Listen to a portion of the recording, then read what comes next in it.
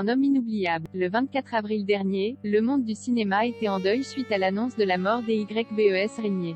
L'acteur, présentateur, scénariste et réalisateur avait commencé sa carrière cinématographique en 1961 dans le film Le Comte de Monte Cristo réalisé par Claude Autant-Lara. Alors qu'il aurait fêté ses 79 ans ce mercredi 29 septembre, Mathilde Seigner a souhaité lui rendre un nouvel hommage.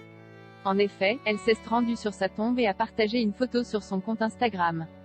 En légende, l'actrice a écrit un touchant « Mon ami Yves Régnier qui me manque tellement, sa femme Karine que j'aime, nous étions sur sa tombe un moment magique et émouvant, il aurait eu 79, Yvounet tu nous manques », ont pu lire ses abonnés. Dans les commentaires, les internautes ont souligné le talent d'Ybes Régnier et nombreux ont fait part de leur tristesse suite à son départ. Des amis proches. Suite à l'annonce de la mort d'Ybes Régnier, de nombreuses personnalités avaient souhaité lui rendre hommage.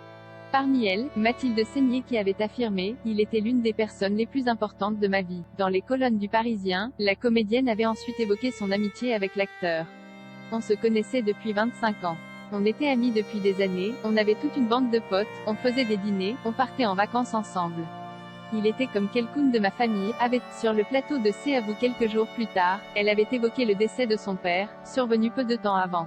C'était plus qu'une amie, et c'est vrai qu'ayant perdu mon père, il y a 10 mois, plus Yves, là il y a 1 mois et demi.